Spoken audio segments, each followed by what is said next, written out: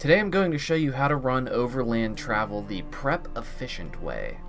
I had the pleasure a few weeks ago of playing in a game that my friend Bruno made called Foglands. He's over at Neutral Dark if you want to go check his channel out.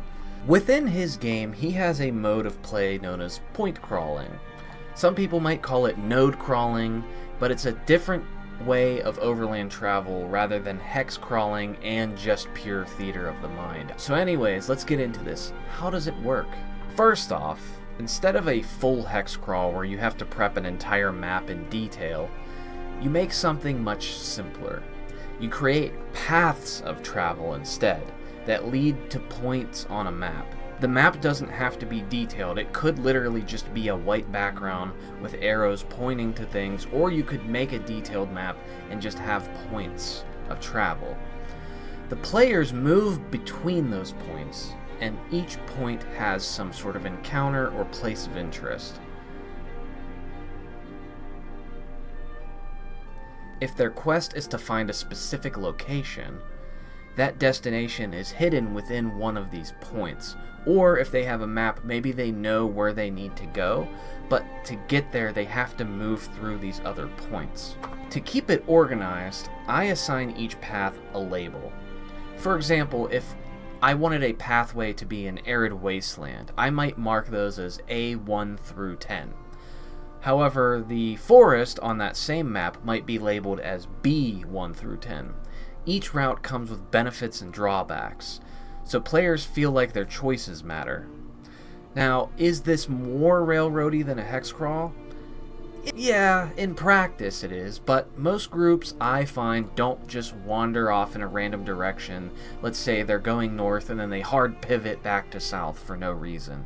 Typically, they want an objective, so just free roaming out in the open world doesn't really appeal to most players. I want to give props to this method of travel because it is very flexible. I've tested this in Shadowdark, but I know it would work in 5e, and you could even do space travel in a sci-fi game by point crawling a solar system. Here's the key. The core rules of overland travel still apply. Players track rations, they face weather, and deal with random encounters. Each route gives you a different set of challenges. Now, when making a point crawl, it really helps to sell the idea and the feeling of traveling over land by including points that cross over into other paths. So, for example, if you are in the arid mesa and you want to cross over into the forest hex, it would be good to have an A point cross down into B, and then maybe a little bit further down the line have a way to go back into A. It just allows for a more dynamic flow of travel, and don't make your point crawl just go in a straight line on each path. Make it branch upwards, downwards, make diamond shapes, make branching paths within the path. Branching paths keep the game feeling more meaningful and like the players have an actual choice in where they're going, and they don't feel like they're just walking in a straight line through the world.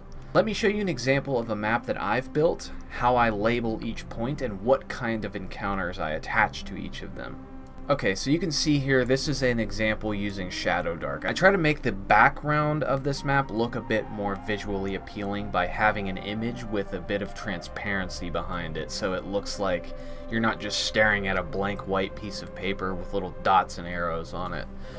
I used AI to generate these little symbols. Now, you could probably find symbols online that might fit your setting better, or an even cooler, more fun method is you can go find Magic the Gathering cards and look at the art pieces on those. Take the art out, make those the point artwork, and then your players now have an actual visualization of the point that they're about to walk into. So, looking at my example, you can see they start in this little castle area here. This is the safe zone. This is just the town that they started from. And you can see from that town they have 2 branching pathways. Now, if you wanted to prep more, you could make 4, 5, 6 branching different pathways with each having their own motif. So like a desert or an ocean or a lake or a thick forest maybe if you want to. So looking here, you can see they can move to 1A or 1B. So how do I know what's in 1A or 1B? I've labeled each point first and foremost, and then I have made a list of what each point means. So if they move to 1B, for example, I would go here into my notes and I would look for 1B, which is the Shrine of Old Moldy. So this is what they will see once they get to this point. They see a toppled idol that slumps into the mud, its face split and hollow. From its cracked eyes and mouth, pale leeches spill endlessly into a blackened stone basin with opaque water. Any who stare too long see the leeches writhe into shifting words, begging them to reach within and claim the black beating heart inside. Those who obey find their own heart replaced in their sleep. So this is just an encounter or a place of interest. Now, it doesn't have to just be a place of interest. You can make it a combat encounter. Now, the players should have an option to avoid this if their rolls are good. So if you have somebody who's like leading the party through here, for example in Shadowdark, if somebody's playing a ranger or they have the scout background, allow them to make wisdom checks on their way to the point so that they can get a bird's eye view or at least get a feeling for what they're about to walk into. Now, if they roll really low, you can just have them walk into danger and then they have to deal with it from there. Or they can get the drop on whatever they are about to encounter. Now, some players will detest this type of play, saying that it feels too much like a board game. My players actually seem to like it because what this does is it cuts out the downtime of going through empty hexes and just rolling for random encounters. When I would suggest rolling for random encounters is in between the points. So when they're on the arrow moving to the next point, that's when I would roll for random encounters, allow players to go hunting, doing whatever they please. Now, what you would also want to do here is set an amount of distance between each point. You don't have to do this, but what I would say is like just generally, how long does it take in hours to get from one point to the next point? Or days. It could be even weeks. This just kind of gives a broad example of like the distance between each point.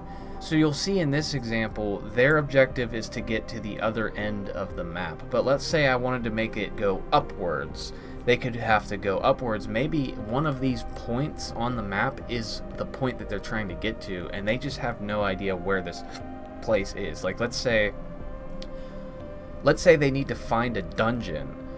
They don't know which point has the dungeon.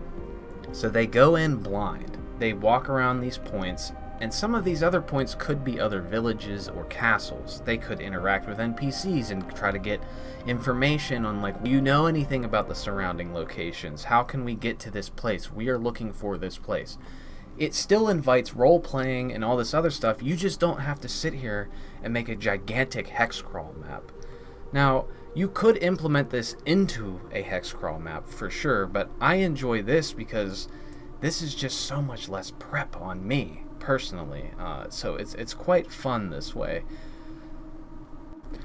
Now, there are other resources that will help you running this point crawl because you want to leave room for role playing and you want to leave room for improvisation. As a dungeon master, every dungeon master has to be somewhat okay with improvising some stuff. For example, what are some resources that we can use to help us improv our way through a point? We have things like random encounter tables. Now, in the Xanathar's Guide to Everything book, I have yet to use the random encounter tables that start on page 92. So these are super useful, and there's so many different variety of things that you can use, especially if you want to run a game that is less prep heavy on the front end and just allow yourself to come up with the story as the players go. You obviously want to make a quest. You want to give them something to push them in a direction that would give them a reason to go on this point crawl. So what I would suggest for you is to first and foremost decide where they're going to be in an environment. Are they going to be in a forest and a desert? Or are they going to be in a forest or crossing a lake? find some random encounters that will fit within those, and then make points of interest in those areas that fit the motif. Now, as you're traveling between these points, let's say the navigator rolls a natural 1, and they're not really paying attention to their surroundings, so that's when I would roll a random encounter. Or if things are dragging, screw it, just roll a random encounter. And then the outcome of that random encounter can either add to the story or at least give the players something to do. Okay, so now that I have explained what a point crawl is to you, now I'm going to show you how to make a point crawl. This is a website that is completely free. It is called Canva. So what you're going to want to do is on the Canva page, you're going to go to Create, and I like using the landscape size, so I'm going to go to custom size here, and we want 8.3 by 5.8. That'll create a landscape image like this. So here we go, we have our landscape image. So now we just have a blank sheet of paper. This is boring to look at, so what I want to do is immediately go online, try to find some sort of fantasy image that fits the theme that I'm going for. I like a lot of grim darkness in my fantasy games, so I'm going to find a Magic the Gathering piece of artwork from Innistrad that I think looks cool. I found my image, so I'm going to drag it onto my Canva doc like that. So I just put it on the image. So if I right click and I come down to set image as background, you'll see the entire page is now filled as this background image. Now currently it is a bit too opaque and it's going to be hard to read the symbols on screen, so I want to lower the opacity by going to transparency, and I want to lower this down to probably about 50 or 60 so we can still see the image, but it's a little bit washed out. So there we go, we have our background to our map now. I don't have to go through and make a whole detailed hex map. I'm just doing this so that the map looks interesting. So I'm going to zoom in here a little bit so you can see what I'm doing. So now next we need the points that we're going to be traveling through. If you really wanted to go all out and spend a little bit more time on this, what you could do is, let's say you want this point here to be a forest point, so you find a cool looking forest piece of art, and that's going to be your point. Now you don't have to do that, but let's say you want to do that. I'm going to go into the elements page here, and I'm going to scroll down until I find frames. So here we go, we have frames. I'm going to pick the circle one. I'm going to drag the forest into here like that. Boom. We now have a spooky forest hex like this, and I want this to be a bit brighter so that it stands out some more. So I'm going to brighten it up like that. So there we go. We have a little point here. So now that we have points on the map, what we want to do is label them. So you'll just go to text. We now have a little text box here. We want to put this above. We're going to say point 1A as our first point like that. So boom. We're going to put that right above this circle so the players can see it. And you want to have like text that's easy to read as well. So I'm just going to grab and pick a text here that looks good enough. Alright, that looks good. So we have point 1A here is our spooky forest, or it's our forest point. So, and we can even make these smaller as well actually. So I'm going to do that. I'm going to make it a little smaller. And I want this, sorry, I'm having technical difficulties. I want this to be, you know, the starting point, so I'm going to delete those. So now that I have my starting point, it's labeled as 1A. I'm going to duplicate that, put another point here. I'm going to put another point up here. I'm going to drag a point down here maybe. You want these somewhat clustered together if you plan on doing multiple pathways, and you even want to kind of do some like interesting little paths that you can travel between, so you're not just going in a straight line like I had said. So we're gonna make this consist of 6 points in total. So we want to label each one. Okay, so we have our 6 points and I've labeled them all, and again, this is just an example. You have all this open space here on your little document that you would be able to add way more of these into, but just for the example I'm only going to be doing these just to show you what I'm doing here. So now we want to go back to elements and we want a line. So I'm in frames right now, so I want to go back here and I want to find a line. So you want to go to shapes, pick out a line like this. So this black line is easy to see. The players aren't going to be confused. So what you'll do is once the line is selected, if you come up here to these little line start, line end things, you can put little arrows at the end of each so it tells the players that they can move to and from these points. So I'm going to make this a little bit thinner. I'm going to make it like 2, and I'm going to just do something like this. And it's as simple as this. Like if you only have a few minutes of prep time before your session starts, this is a very efficient way to sort of trick your players into making them think that you have put all this time and effort into something. Not that that should be a measure of how fun the session will be, but you can see what I mean here. So I'm going to make these branch like this.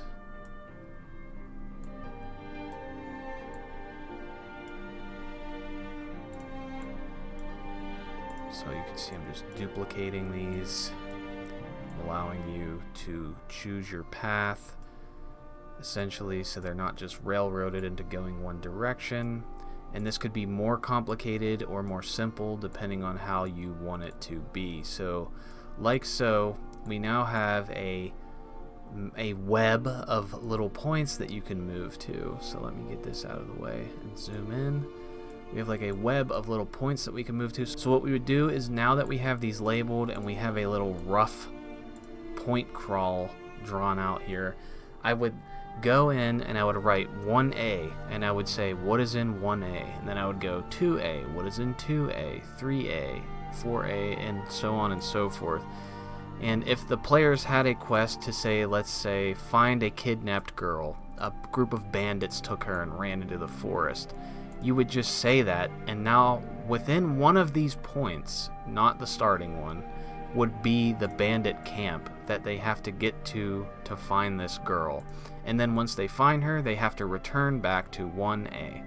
So you can see it does still feel like the party is moving through the world. It's just that you don't have to sit here and spend 3 to 6 hours making an entire map that's incredibly detailed.